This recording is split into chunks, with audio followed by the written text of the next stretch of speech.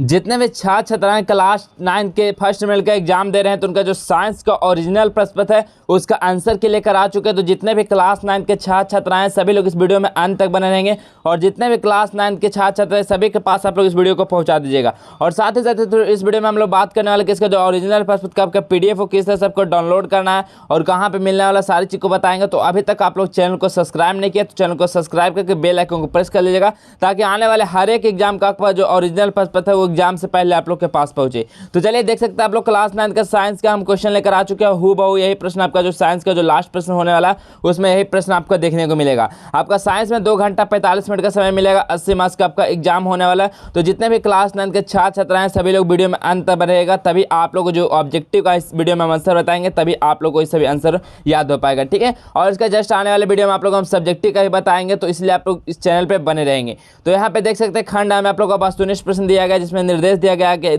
गया कि प्रश्न संख्या 1 से 48 तक आपका ऑब्जेक्टिव प्रश्न है, यानी 48 ऑब्जेक्टिव प्रश्न है जिसमें से 40 प्रश्नों का ही उत्तर आप लोग को देकर आना है। तो चलिए हम 40 प्रश्न का यहाँ पर उत्तर देखने वाले, तो सभी लोग क्वेश्चन को याद कर लेंगे। तो चलिए पहला प्रश्न बोला गया कि किसी पिंड के द्रव्यमान एवं वेग के गुणनफल को क्या कहते हैं। किसी पिंड के द्रव्यमान और वेग यानी कि m × v को हम लोग क्या बोलते हैं, ठीक है। द्रव्यमान और वेग को क्या कहा जाता है, तो संवेग को क्या होता है, P = क्या होता है, m × v होता है। तो P क्या होता है, संवेग होता है। तो संवेग तो ही होता है, संवेग का फॉर्मूला तो होता है कि द्रव्यमान × वेग के गुणनफल को हम लोग क्या बोलते हैं, संवेग बोलते हैं। तो option number D correct answer हो जाएगा। अगला है निम्नलिखित में से कौन एक सदिश राशि है। आप लोग पूछा गया कौन है इसमें सदिश राशि, ताप, चाल, समय या विस्थापन। तो दूसरा का सही आंसर बताइए। तो ताप क्या है, सदिश राशि, चाल भी क्या है, एक स्केलर क्वांटिटी है, टाइम भी एक स्केलर क्वांटिटी है, लेकिन यहाँ पे आप लोग से वेक्टर क्वांटिटी पूछा। तो विस्थापन क्या है, एक वेक्टर क्वांटिटी जिसमें आप लोग का डायरेक्शन के साथ साथ मैग्नीट्यूड भी होता है, ठीक है। तो option number D correct answer हो जाएगा। अगला है तीसरा नंबर, बल का एसआई मात्रक होता है। बल का एसआई मात्रक क्या होता है बाबू, तो बल का एसआई मात्रक न्यूटन होता है, ठीक है।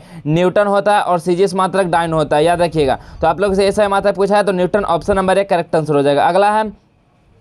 अगला प्रश्न बोला किसी गतिशील पिंड का वेग दुगना करने से उसका संवेग हो जाएगा। बताइए किसी गतिशील पिंड का अगर हम लोग वेग दुगना कर देंगे तो उसका संवेग, तो संवेग क्या होता है, P = mv होता है। तो क्या बोला, इसका वेग को हम लोग दुगना कर देंगे तो क्या हो जाएगा, mv, और इसका हम लोग दुगना करेंगे तो 2v हो जाएगा। तो 2 बाहर निकल जाएगा × mv, तो क्या हो जाएगा यहाँ पे, तो 2p हो जाएगा, यानी कि दुगना हो जाएगा। क्या हो जाएगा, तो 4 का क्या हो जाएगा, ऑप्शन नंबर बी दुगना हो जाएगा यहाँ पे संवेग। तो ऑप्शन नंबर बी करेक्ट हो जाएगा। अगला क्या है, अगला प्रश्न बोला गया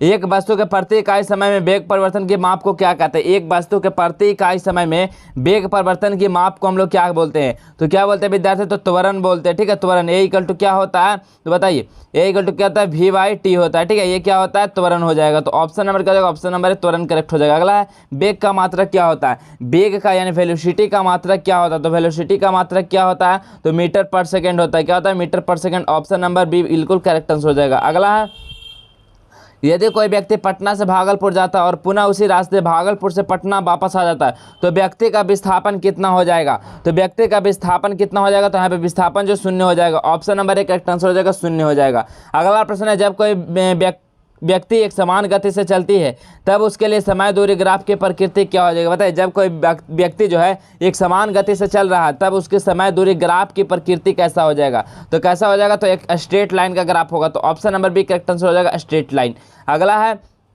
अगला प्रश्न बोला गया है कि 20 मीटर/सेकंड की चाल से यदि कोई व्यक्ति चल रहा है तो किलोमीटर/आवर में उसकी चाल क्या हो जाएगी। तो किलोमीटर/आवर में निकालने के लिए क्या होता है, तो यहाँ पे 20 मीटर है, ठीक है। 20 गुना कितना हो जाएगा, तो यहाँ पे 18/5 हो जाएगा। जब हम लोग मीटर से किलोमीटर में करेंगे, अगर किलोमीटर से मीटर में करेंगे तो 5/18 लगाएंगे, लेकिन यहाँ पे किलोमीटर में करना तो 18/5 कर देंगे। तो 5 × 20 तो 18 × कितना हो जाएगा, 72 हो जाएगा, यानी 72 किलोमीटर/आवर हो जाएगा। 72 kilometre per hour. Option number C correct answer हो जाएगा। अगला क्या है प्रश्न कि 2 स्टेशनों के बीच की एक ट्रेन एक समान रूप से त्वरित होती है तो 5 सेकंड में 5 मीटर से 10 मीटर की गति प्राप्त करती है तो ट्रेन का त्वरण क्या हो जाएगा, ठीक है। ट्रेन का त्वरण क्या हो जाएगा, तो त्वरण A = क्या होता है, फाइनल - इनिशियल बटा टाइम, ठीक है। तो फाइनल कितना, तो 10 - 5/5 हो जाएगा। तो कितना हो जाएगा, 5/5, यानी कितना हो जाएगा इसका आंसर, तो 1 हो जाएगा। क्या हो जाएगा, 1 इसका सलेशन आ जाएगा 1 मीटर/सेकंड²। Option number D correct answer हो जाएगा। अगला प्रश्न देखेंगे।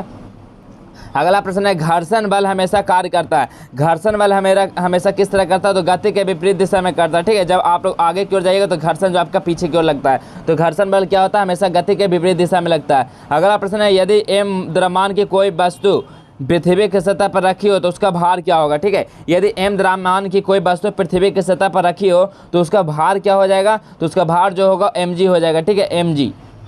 ठीक है, तो option number C correct answer हो जाएगा। अगला प्रश्न बोला गया कि यदि दो राशियों का परस्पर ग्राफ सरल रेखा हो तो दोनों राशियां होती है, कैसी होती है बताइए। दो राशियों का परस्पर ग्राफ सरल रेखा हो तो दोनों राशियां कैसी होती है, तो दोनों राशियां अनुक्रमानुपाती होती है। ठीक है, यानी यूनिवर्सली प्रोपोर्शनल होती है। Option number C correct answer हो जाएगा। अगला प्रश्न है किसी m द्रव्यमान की वस्तु जिसका वेग भी है तो उसका संवेग क्या हो जाएगा। ठीक है, तो उसका संवेग क्या हो जाएगा, तो 14 का सही आंसर क्या हो जाएगा, तो उसका संवेग p इक्वल टू क्या होता है m इंटू भी हो जाएगा। तो ऑप्शन नंबर क्या हो जाएगा, option number D correct answer हो जाएगा। अगला है जिस गुण के कारण कोई पिंड अपने विराम की अवस्था बनाए रखना चाहता है उसे हम लोग क्या बोलते हैं, तो उसको हम लोग क्या बोलते हैं, तो बताइए उसको हम लोग क्या कहते हैं। तो 15 का सही आंसर क्या हो जाता है, 15 का सही आंसर उसको हम लोग जड़त्व बोलते हैं। ठीक है, जड़त्व बोलते हैं। जड़त्व का क्या गुण होता है कि कोई भी वस्तु अगर विराम अवस्था में है तो उसको विराम अवस्था में बनाए ही रखना होता है। अगला है विस्थापन की दर को हम लोग क्या बोलते हैं, विस्थापन की दर को क्या कहते हैं, तो बताइए विस्थापन की दर को क्या बोला जाता है, तो विस्थापन की दर को ही वेग बोला जाता है। तो option number B correct answer हो जाएगा वेग। अगला है 1000 डिग्री सेंटीग्रेड ताप पर केल्विन का मान कितना होता है। 1000 डिग्री सेंटीग्रेड ताप पर केल्विन का मान कितना होता है, तो कैसे निकालेंगे, c/5 इक्वल टू कितना हो जाएगा बताइए, k-72 बटा कितना होता है 8 होता है, शायद 9 होता है। ठीक है, तो यहाँ से हम लोग आप लोग सेंटीग्रेड का मान रख के यहाँ से केल्विन का हम लोग वैल्यू निकाल लेंगे। तो जब केल्विन का वैल्यू रखेंगे तो इसका सही आंसर कितना हो जाएगा 17 का, तो 17 का आपका आ जाएगा 373.15 केल्विन। ठीक है, अगला है किसी ठोस पदार्थ का सीधे वाष्प में परिवर्तन क्या करा, तो कोई ठोस है, ठीक है, डायरेक्ट सॉलिड से वो क्या हो रहा है, वाष्प हो रहा है, तो उसको हम लोग क्या बोलते हैं, तो उसको क्या बोला जाता है विद्यार्थी, तो उसको बोला जाता है ऊर्ध्वापातन। ठीक है, जैसे कपूर को देखते हो क्या रहता है, सॉलिड में रहता है और वो क्या होता है हमेशा आप लोग कुछ देर छोड़ देंगे बाहर तो वो वाष्प में बदल जाएगा सीधा। तो option number C correct answer हो जाएगा ऊर्ध्वापातन। ठीक है, अगला प्रश्न है गैस का दाब के परिवर्तन क्या कहलाता है, गैस के द्रव के परिवर्तन कहलाता है। गैस का द्रव में परिवर्तन क्या कहलाता है, ठीक है, गैस के द्रव में परिवर्तन क्या कहलाता है, तो उसको हम लोग संघनन कहते हैं। तो option number C correct answer हो जाएगा संघनन। अगला पदार्थ की चौथी अवस्था को क्या बोलते हैं, पदार्थ की चौथी अवस्था को क्या बोला जाता है, तो उसको प्लाज्मा बोला जाता है। याद रखिएगा 20 का क्या हो जाएगा, ए ऑप्शन नंबर सही हो जाएगा प्लाज्मा। अगला है गर्म करने पर गैस का आयतन क्या होता है, गर्म करने पर गैस का आयतन क्या होता है बाबू, तो बढ़ जाता है। ठीक है, याद रखिए गर्म करने पर जो गैस का आयतन होता है वो बढ़ जाता है। तो ऑप्शन नंबर ए करेक्ट हो जाएगा। अगला प्रश्न बोला गया पदार्थ के कणों को एक साथ बांधकर रखने वाला बल कहलाता है। पदार्थ के कणों को एक साथ बांधकर रखने वाला बल क्या कहलाता है, तो क्या कहलाता है, तो अंतराण्विक बल कहलाता है। Option number C correct answer हो जाएगा अंतराण्विक बल। अगला वह ताप जिस पर ठोस द्रव में परिवर्तित होता है वह क्या कहलाता है, वह ताप जिस पर ठोस जो है वो द्रव में परिवर्तित होता है वह क्या कहलाता है, तो वह क्या कहलाता है, तो बताइए जिस तापमान पर क्या होता है ठोस जो है यानी सॉलिड से वो क्या होता है लिक्विड होता है। ठीक है, सॉलिड से वो लिक्विड हो जाता है तो उसको क्या बोलते हैं, ठीक है, तो उसको क्या बोला जाता है, उसको बोला जाता है गलनांक। ठीक है, उसको क्या बोला जाता है, गलनांक बोला जाता है, लेकिन ऑप्शन में आप लोग का नहीं है। ठीक है, या तो उसको द्रव्यनांक भी बोल सकते हो। तो ऑप्शन नंबर एक करेक्ट आंसर हो जाएगा। अगला है हवादार जगहों पर द्रव के वाष्पन का वेग होता है। हवादार जगहों पर द्रव के वाष्पन का वेग होता है, तो 24 का सही आंसर हो जाएगा इसका, वो घट जाता है। ऑप्शन नंबर एक घट जाता है। निम्नलिखित में से कौन यौगिक है, आपने पूछा कौन इसमें से यौगिक है, तो 25 का सही आंसर बताइए कौन सा यौगिक है, तो संगमरमर क्या है, एक यौगिक है। तो option number D correct answer हो जाएगा। पीतल क्या है, मिश्र धातु है। लोहा क्या है बताइए। चलिए अगला प्रश्न हम देखते लोहा क्या है, तो एक तत्व है। अगला हम लोग देखते क्या है, निम्नलिखित में से कौन एक तत्व है। ठीक है, बताइए निम्नलिखित में से कौन एक तत्व है, तो इसका 26 का सही आंसर क्या होगा, तो जल क्या है, तत्व है। Option number B correct answer हो जाएगा जल। अगला हम लोग प्रश्न की ओर चलते हैं। अगला प्रश्न है निम्नलिखित में से कौन मिश्रण है। ठीक है, आप लोग से पूछा निम्नलिखित में से कौन एक मिश्रण है, तो बताइए इसमें से कौन मिश्रण है, तो मिश्रण इसमें से कौन, तो बारूद क्या है, एक मिश्रण है। ऑप्शन नंबर बी करेक्ट हो जाएगा। अगला शुष्क बर्फ किसे कहते हैं, शुष्क बर्फ हम लोग किसको बोलते हैं, तो शुष्क बर्फ जो ठोस CO2 होता है उसको हम लोग शुष्क बर्फ से नाम से जाना जाता है। तो ऑप्शन नंबर बी करेक्ट हो जाएगा ठोस CO2।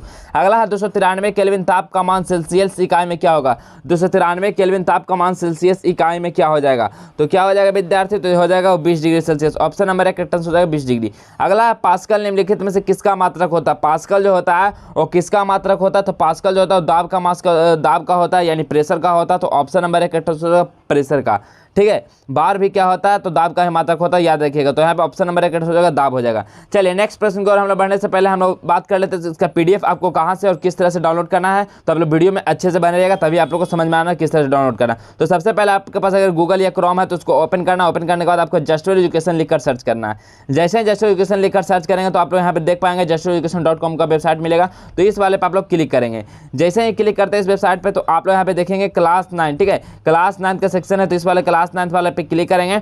जैसे ही क्लिक करते हैं तो यहाँ पे देखिए टेलीग्राम का भी लिंक दिया गया, तो टेलीग्राम को भी आप लोग को ज्वाइन कर लेना। और ऊपर को चलेंगे तो यहाँ पे देखेंगे class 9th first terminal viral question paper download 2023, इस वाले लिंक पे क्या करना है, क्लिक कर लेना है। ठीक है, इस पर जैसे ही क्लिक करते हैं तो यहाँ पे आप लोग को नीचे की ओर बढ़ना है। नीचे की ओर जैसे ही बढ़ेंगे तो आप लोग यहाँ पे देख पाएंगे कि class 9th all question paper download का लिंक दिया गया है। तो आप लोग जो भी सब्जेक्ट का यहाँ से डाउनलोड करना चाहते हैं तो आप लोग डाउनलोड वाले बटन पर क्लिक करना है और इसका आप लोग यहाँ से PDF डाउनलोड हो जाएगा, साथ ही साथ इसका सभी ऑब्जेक्टिव का आंसर भी मिल जाएगा। ठीक है, तो सभी कंटेंट आप लोग को यहीं पर मिलने वाला है। तो फटाफट आप लोग सर्च करके आप लोग जस्ट एजुकेशन को आप लोग डाउनलोड कर सकते हैं। तो फटाफट जाइए और डाउनलोड कर लीजिए। तो चलिए हम लोग चलते हैं अगला प्रश्न को, तो आप लोग देख लेंगे किस तरह से डाउनलोड करना है। तो अगला प्रश्न बोला क्या है, तो अगला प्रश्न बोला गया है कि किसी ठोस का द्रव में परिवर्तन क्या कहलाता है। किसी जो ठोस का द्रव में क्या, उस परिवर्तन को क्या कहते हैं। तो 31 का सही आंसर क्या हो जाएगा विद्यार्थी। ठीक है, तो 31 का सही आंसर क्या हो जाएगा, तो आप लोग इसका आंसर आपको कमेंट में करना है 31 का। चलिए 32 में हम देखते हैं वायुमंडल में ऑक्सीजन की मात्रा पाई जाती है। वायुमंडल में जो ऑक्सीजन का कितना मात्रा पाई जाती है, तो 21% पाया जाता है। ऑप्शन नंबर 1 करेक्ट आंसर हो जाएगा 21%। अगला क्वेश्चन है पादप कोशिकाएं भित्ति किस पदार्थ की बनी होती है। जो पादप कोशिका भित्ति होती है ये किस पदार्थ की बनी होती है, तो ये जो सेलुलोज की बनी होती है। याद रखिएगा सेलुलोज की। Option number B correct answer हो जाएगा सेलुलोज। अगला रंगीन प्लेसिड को क्या कहते हैं, बताए रंगीन प्लेसिड को क्या कहते हैं हम लोग। तो 34 का सही आंसर क्या हो जाता है, तो उसको हम लोग क्रोमोप्लास्ट बोलते हैं। क्या बोलते हैं, क्रोमोप्लास्ट। ऑप्शन नंबर बी सही आंसर हो जाएगा। चलिए अगला प्रश्न हम लोग देखते हैं। अगला प्रश्न बोला गया है पौधों में गैसों का आदान प्रदान किया जाता है। बताइए पौधों में जो गैसों का आदान प्रदान किया जाता है वो किसके द्वारा किया जाता है। तो किसके द्वारा किया जाता है विद्यार्थी, तो संघनन द्वारा। ठीक है, तो संकुचन द्वारा, सॉरी संकुचन द्वारा होता है। तो ऑप्शन नंबर क्या हो जाएगा, तो option number C correct answer हो जाएगा। अगला है निम्नलिखित कोशिकाओं में से किसे आत्मघाती थैली कहते हैं। बताइए निम्नलिखित कोशिकाओं में किसे आत्मघाती थैली कहते हैं। तो 36 का सही आंसर क्या हो जाएगा, ऑप्शन नंबर ए हो जाएगा लाइमोसोम को। अगला प्रश्न है जंतु कोशिका के सबसे बाहरी घेरे को क्या कहते हैं। जंतु कोशिका का जो सबसे बाहरी घेरा होता है उस घेरे को किस नाम से जाना जाता है, तो उस घेरे को कोशिका झिल्ली के नाम से जाना जाता है। ठीक है, याद रखिएगा ऑप्शन नंबर बी कोशिका झिल्ली।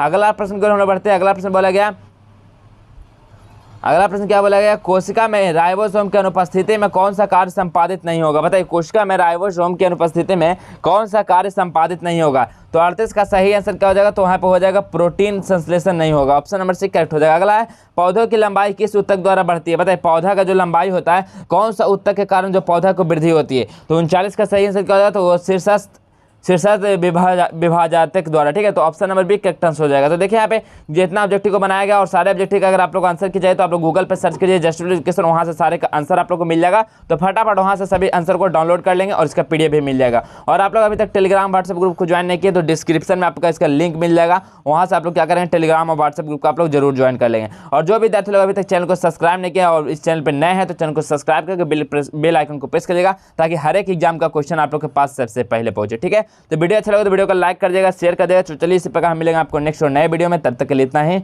जय हिंद, वंदे मातरम।